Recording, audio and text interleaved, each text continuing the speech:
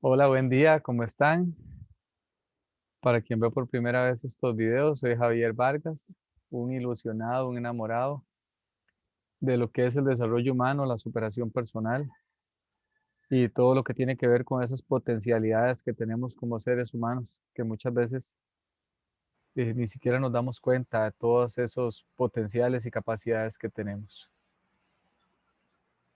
Bueno, primero que nada quisiera dar gracias hoy. Me surge del corazón dar gracias por una vida maravillosa. Y quiero dar gracias porque han habido días y hay días como este, digamos, que este día es gris por fuera, pero hay días que son grises por dentro y esos días son horribles. Sin embargo, todo es la vida, todo es la maravillosa vida que tenemos. Y al igual que hoy se ve gris, sin embargo, atrás de esas nubes grises hay un sol. Igual para todos nosotros hay esperanza y posibilidades de una vida mejor. Bueno, hoy vamos a hablar de dinero. Es un tema increíblemente maravilloso, tabú para muchas personas, em, lleno de misterio para algunos, de mitos, de medias verdades, de, no sé. Vamos a conversar un poquito acerca de eso. Dinero, dinero, dinero. Todo el mundo habla acerca de dinero. Todo tiene que ver con el dinero. Por ejemplo, si hablamos de fútbol, basta ver el noticiario para darnos cuenta que constantemente nos dicen sobre la venta de tal o cual jugador, sobre tal y cual traspaso de tal y tal situación de fútbol. ¿Qué tal jugador se ganó tantos millones en el año? Que dieron premios por tanto a la gente de la selección, qué sé yo, tantas cosas como esa. No obstante, originalmente el fútbol se regía por asociaciones sin fines de lucro, pero hoy en día son empresas, son franquicias, son gente que busca lucrar, enriquecerse, obtener dinero a través del fútbol. Y eso es el fútbol. Hablemos de la religión. Y por grotesco que parezca, cuando hablamos de religión, también tenemos que hablar de dinero. Por ejemplo, eh, es común escuchar, las limosnas no alcanzan para el mantenimiento de la iglesia. Pues sí, justamente por eso se llaman limosnas, porque es una partecita lo que se da de fondos ahí. Y también escuchamos que el diezmo es un fraude. O sea, todo tiene que ver con el dinero. Pero ¿qué tal si nos vamos a la política? Hablemos un poquito de política.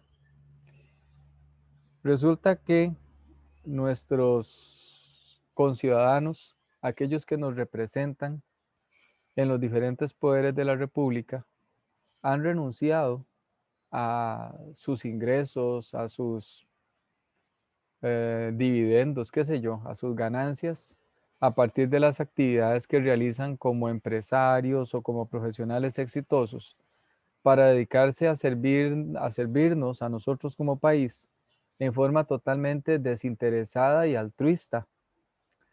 Pero esto lo deja uno con una pregunta, ¿verdad? A mí al menos me hace preguntarme, ¿puede realmente alguien trabajar en política sin esperar absolutamente ganar nada? O así, por puro altruismo. Y luego, los noticiarios nos sorprenden, pero aquí la pregunta es, ¿nos sorprendemos de verdad? O sea, ¿realmente nos sentimos sorprendidos cuando nos damos cuenta que en la Asamblea Legislativa, al mejor estilo de la entrega de los premios Oscar, desfilaron un montón de artistas que a final de cuentas hoy están siendo cuestionados por asuntos de narcotráfico, por asuntos de lavado de dinero, por tráfico de influencias, etcétera? Es decir, mejor cambiemos de tema. Hablemos de salud. Si hablamos de la salud, resulta que hoy por hoy, por todo este tema de pandemia y todo lo demás, han surgido y surgirán todavía más, mucho más escándalos acerca de la adquisición de insumos para atender la emergencia nacional. Esto va a suceder, claro que sí. Desde gente que hacía compras multimillonarias, participaciones donde se había rebotado en un primer concurso a unos proveedores y sin embargo alguien dijo por allá, revisen el concurso y milagrosamente después de revisar el concurso fueron estas personas que habían rechazado primero los que quedaron elegidos. ¿Por qué? Porque aunque estemos en esta condición, a final de cuentas, para muchos, en lo único que piensan es en dinero, dinero, dinero. El dinero, dicen algunos, es la causa de todos los males. No obstante, aquí lo que hay es una tergiversación de las enseñanzas bíblicas, porque literalmente lo que el texto bíblico dice es, porque la raíz de todos los males es el amor al dinero. Eso está en la primera carta a Timoteo, capítulo 6, versículo 10. Ojo, el amor al dinero, no es el dinero. El dinero en sí mismo no es más que un símbolo. Eso es todo, es un símbolo, un medio necesario para poder interactuar como seres humanos en la sociedad. Para eso sirve el dinero. Donde queramos o no queramos reconocerlo, seguimos viviendo igual que en tiempos del trueque. ¿Y esto por qué? Porque resulta que trabajamos a cambio de qué? Damos nuestro trabajo, nuestras energías, nuestra fuerza, nuestro tiempo a cambio de dinero. Intercambiamos nuestro dinero por la oportunidad de ir a un gimnasio a hacer ejercicios. Intercambiamos nuestro dinero por un boleto de avión, etcétera, etcétera, etcétera. Obviamente, este nuevo trueque dista mucho de lo que fue el trueque original, cuando dos familias intercambiaban una con la otra arroz por frijoles, pero en esencia, en el fondo, es lo mismo.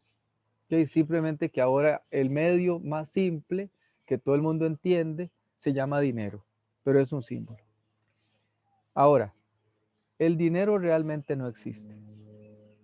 Y yo sé que cuando digo esto, es una verdad muy difícil de entender y de comprender.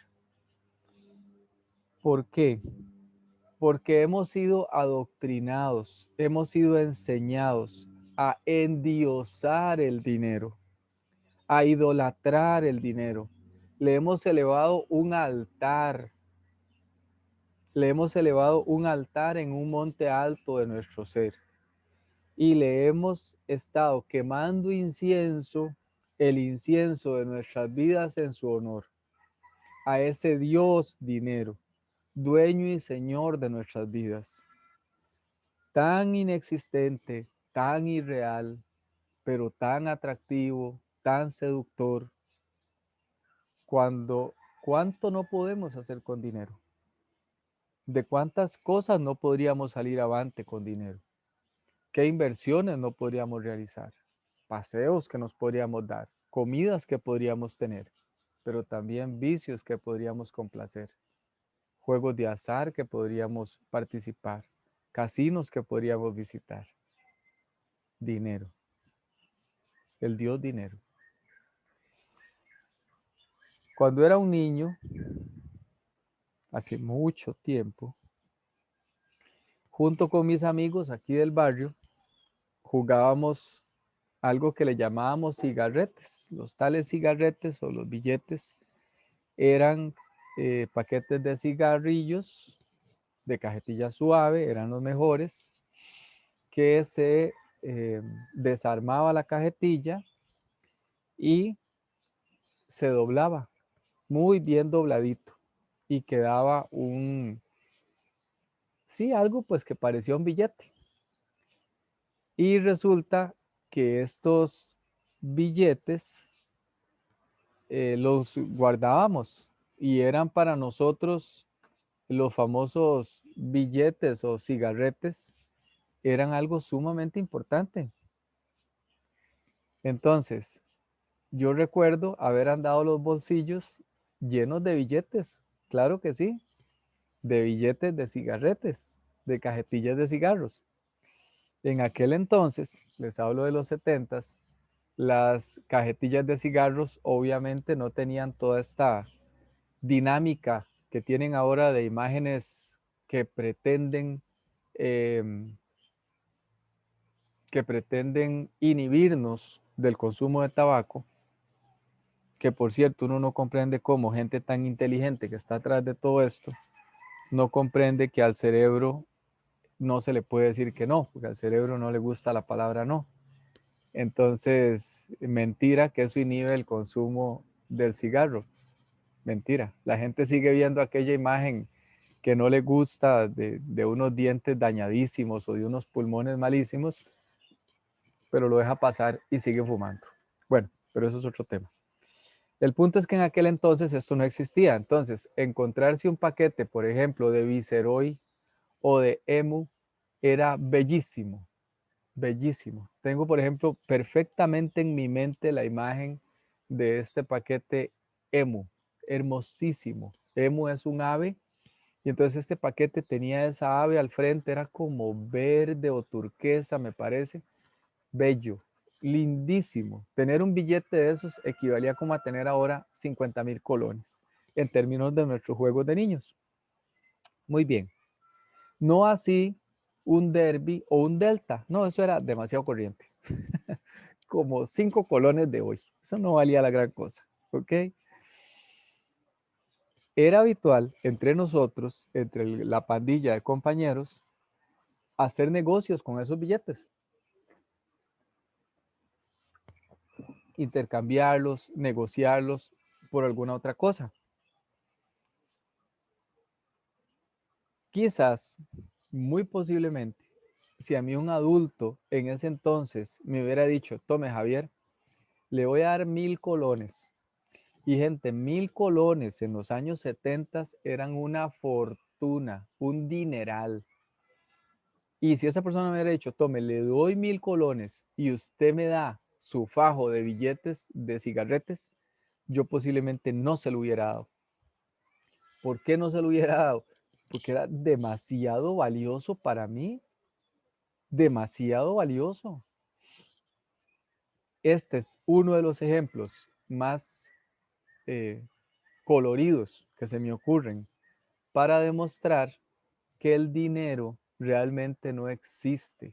Es un símbolo, es una manera que tenemos, una herramienta para poder desempeñarnos en esta sociedad. Entonces, el dinero, ¿qué pasa con el dinero? Insisto, el dinero no existe, ¿ok? No existe, se crea, es un producto, ¿ok? ¿De qué? De convenciones humanas, como por ejemplo, aquellos chiquillos que jugábamos con cigarretes, éramos una pequeña sociedad y teníamos un convenios entre nosotros y sabíamos que los cigarretes tenían un valor determinado. Entonces podía ser, por ejemplo, que si a mí me gustaba el trompo que tenía un compañero y a él le gustaba mis billetes de cigarretes, tal vez podríamos intercambiar el trompo por unos cuantos billetes de cigarretes. Pero resulta que el trompo había sido adquirido, se me ocurre, en la pulpería, por dar una cifra, un número, en 10 colones. Entonces, ¿qué significa? Significa que el trompo valía 10 colones. Pero el cigarrete valía 10 colones, ¿no? Los cigarretes nos los habíamos encontrado en la calle.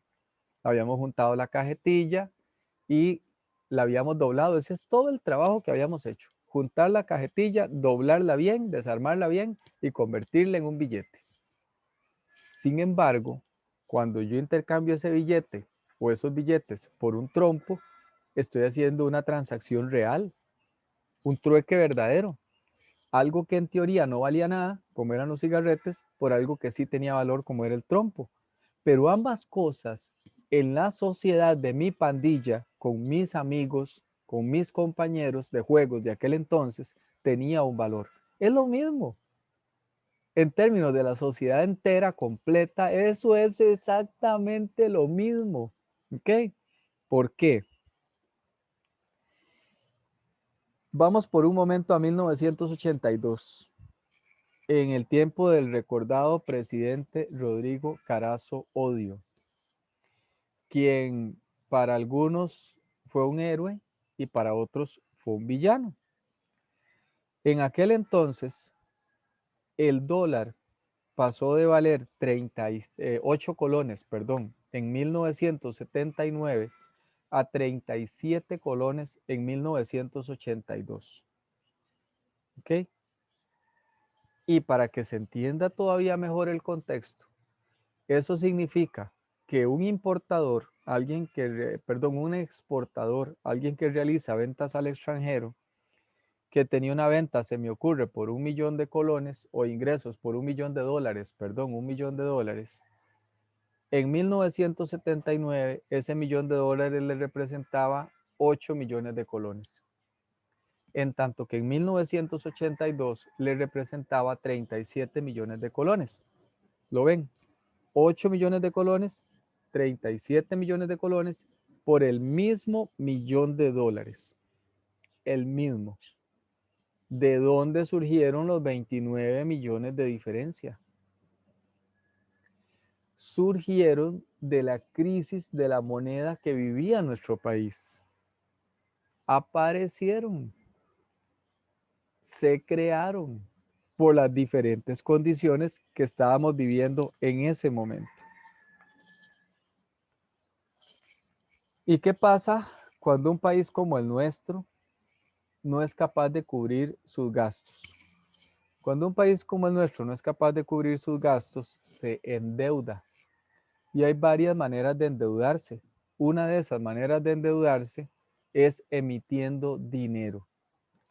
¿Y esto qué es? Para que se comprenda bien sencillo, bien fácil. Esto significa que usted, por ejemplo, tiene que pagar el alquiler y no le alcanza el dinero que tiene. Entonces va y le dice a su hijo que por favor le preste la impresora y usted imprime unos billetes y le paga al casero lo que le faltaba del alquiler y todo bien. Eso es lo que hace el país. Imprime dinero. ¿De dónde lo coge? Lo imprime. Era solamente papel antes de ser dinero, antes de tener un valor. Tan solo era papel por un lado, tinta por otro. Se unió la tinta y el papel, se le agregaron ciertos detalles como una serie, como una firma, como esto, como el otro, como cosas de seguridad, y aquel papel se convirtió en dinero. Voilà, aparece el dinero, que antes no existía.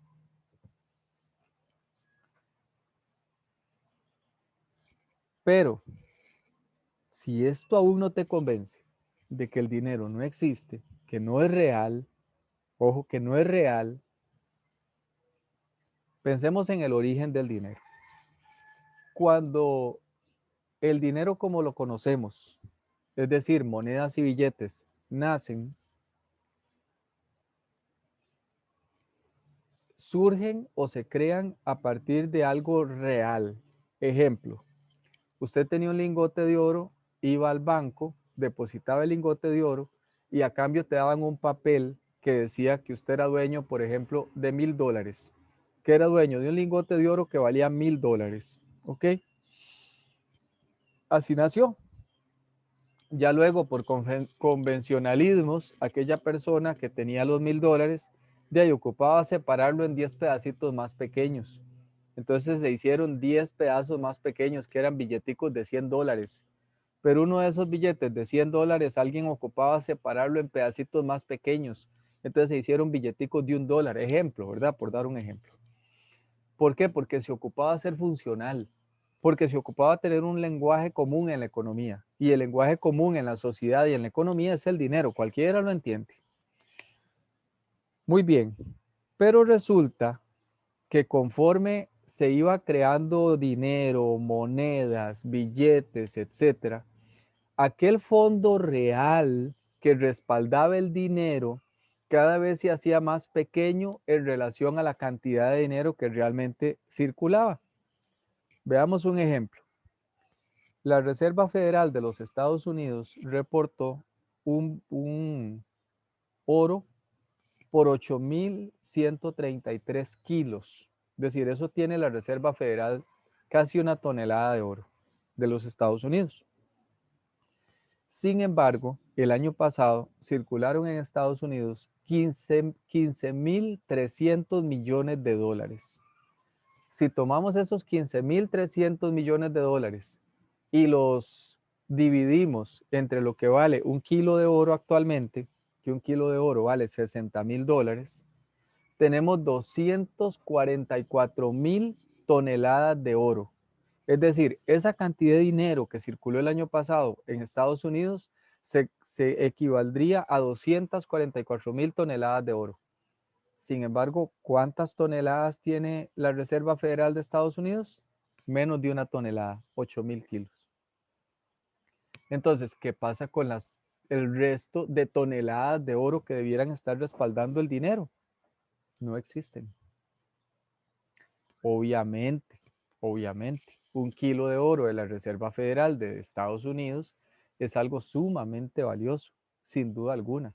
Y los países tienen otra serie de riquezas, como riquezas minerales, como nosotros tenemos estas riquezas naturales tan increíbles, el arte que no se puede pagar. Por ejemplo, ¿cuánto vale la pintura del cielo de la Capilla Sixtina? Ni pensarlo. ¿Cuánto vale la Mona Lisa? No sé, ¿verdad? Pero en fin, el punto es, y esto no se trata de hacer un tratado o un estudio técnico financiero, no, de eso no se trata.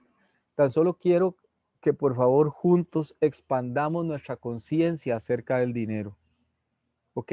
Expandir la conciencia. A estas alturas, puede ser que te estés diciendo, aunque no me lo vayas a decir, que yo estoy bien loco, bien perdido. Tú sabes que tienes un dinero en el banco o que no lo tienes. Tú sabes que tienes que pagar una determinada deuda. En fin. Y si no tienes para pagar esa deuda, me vas a decir, mentira, yo no puedo ir donde mi hijo y tomar la impresora, imprimir unos billetes y voy y pago el alquiler o pago la deuda o pago lo que sea. Estamos claros en eso. Entonces, es una verdad irrefutable. Lo que estás pensando es una verdad irrefutable. ¿Existe el dinero? Claro que existe, por supuesto que existe, lo necesitamos. Sin eso la sociedad, ¿cómo funcionaría? No podría funcionar. Claramente, una persona que no pague el alquiler posiblemente va a ser desalojada. Y si llegas a la caja del supermercado con el carrito lleno, pero no tienes dinero para pagar, no te vas a poder llevar nada. ¿Sí? Es así, es claro. No hay dónde perderse. Pero entonces volvamos al principio. El dinero sí existe. Es un medio por el cual nuestra sociedad funciona. Es un idioma común que todos entendemos. ¿Está bien? Perfecto. Pero entonces, ¿qué es lo que yo trato de hacer? Insisto, quiero despertar en ti una conciencia diferente acerca del dinero. En esencia, entender que el dinero es tan solo una herramienta. Es un medio que nos permite interactuar en diferentes ámbitos.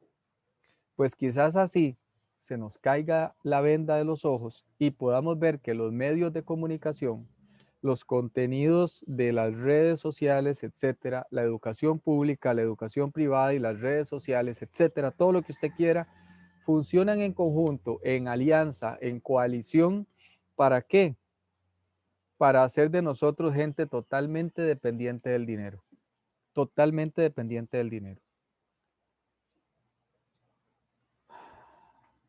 Unos que no tienen, unos que lo tienen, otros que no tienen, unos y otros viviendo desesperados para obtenerlo. Al mejor estilo del burrito que no paraba de tirar de su pesada carga, de su pesada carreta, porque llevaba frente a sí, colgando de un hilo, una zanahoria. Y el burrito quería alcanzar la zanahoria, pero nunca la alcanzaba. Pero no paraba de caminar y caminaba, caminaba, caminaba, jalando la carreta pesadísima, pero él quería alcanzar la zanahoria, pero no podía. Okay. El dinero es como las olas del mar. Es una de las cosas que hoy comprendo y que mejor asimilo y que le doy gracias a Dios por ese conocimiento. El dinero es como las olas del mar. Va y viene. Va y viene. ¿Ok? Quienes más urgidos están por obtenerlo, más ven cómo se les escapa de las manos. Quienes más ocupados están en acapararlo, están más agobiados por el sentido de carencia. Nadie parece tener suficiente.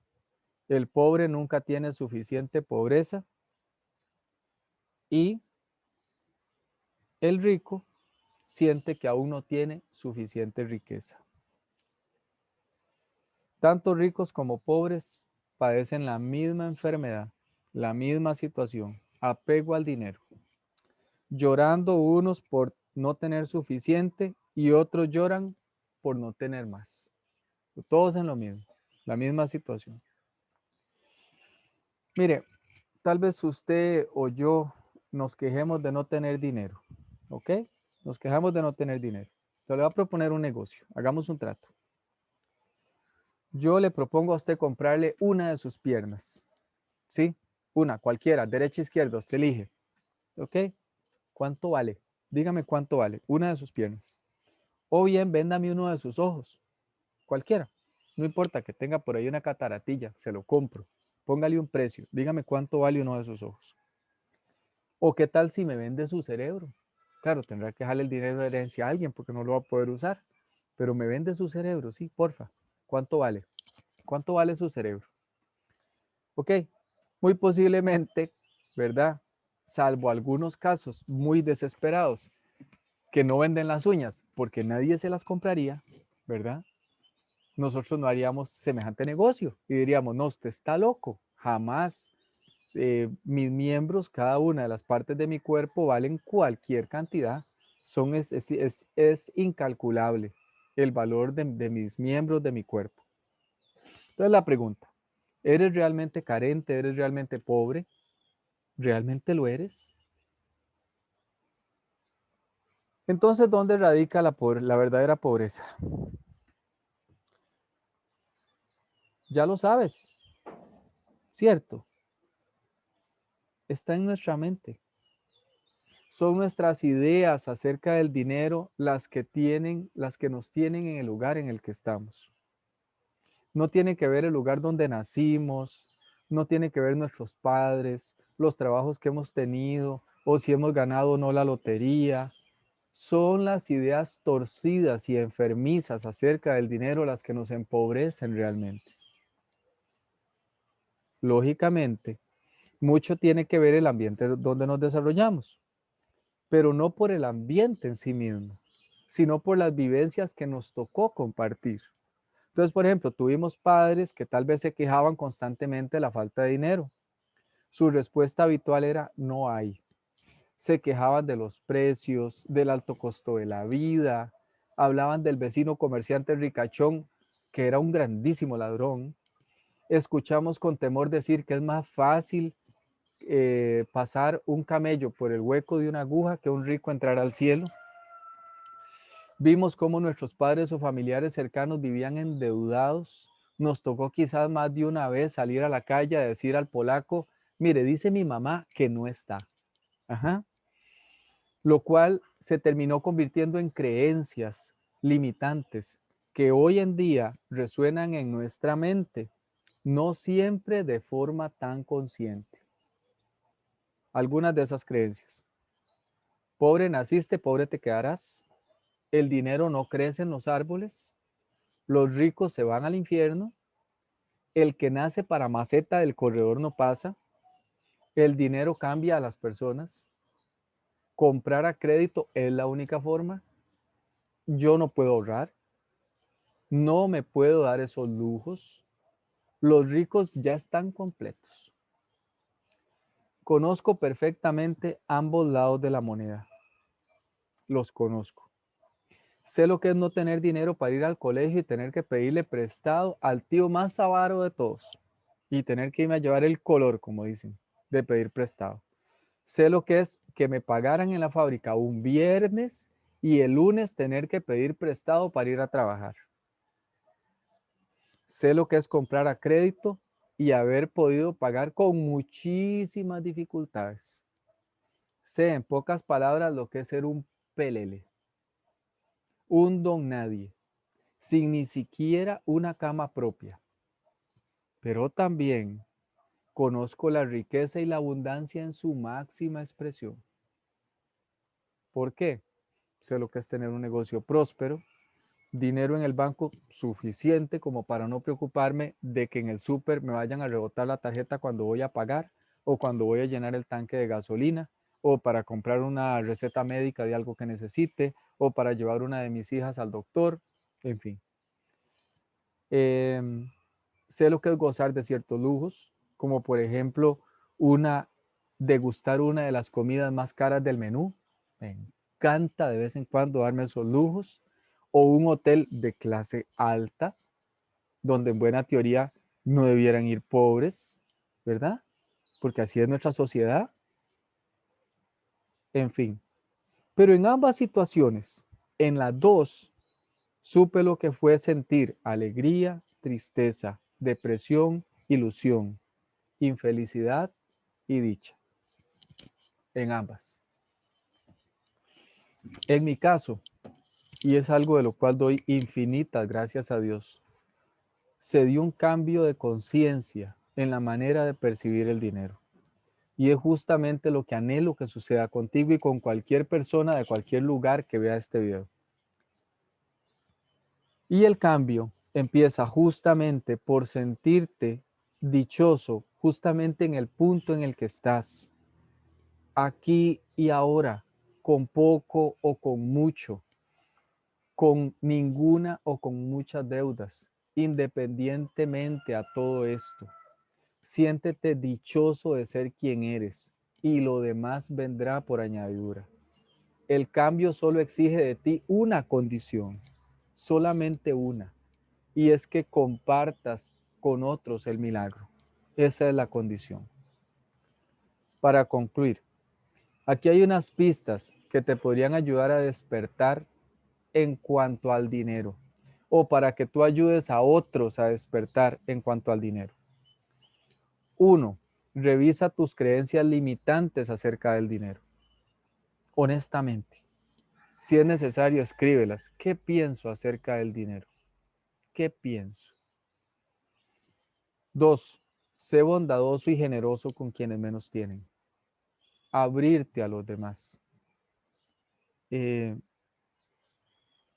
Conozco muchísima gente bondadosa, pero se me ocurre alguien particular a quien nunca jamás en la vida le he visto negarle un favor a alguien en la medida de sus posibilidades y a quien nunca le he visto que le falte nada.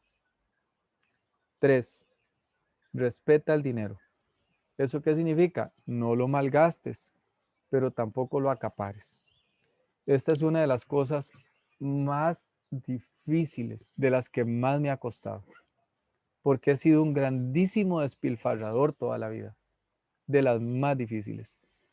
El otro día, actualmente estoy enojado con la cablera, con una cablera ahí que siento que cobra una barbaridad y etcétera. Bueno, entonces decidí cambiar de cablera.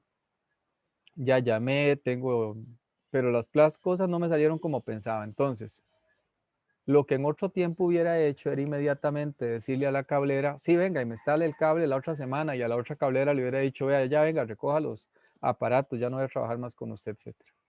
Y vieran que no. Resulta que simplemente le dije a esta nueva cablera, después de que me dieron la cotización, dije, ok, deme un momento, lo voy a pensar. Y de verdad, hasta hoy no he tomado una decisión, ya luego lo comentaré con mi esposa y al final de cuentas sé que voy a tomar o vamos a tomar la mejor decisión. 4. Da parte de lo que tienes al lugar donde te desarrollas espiritualmente.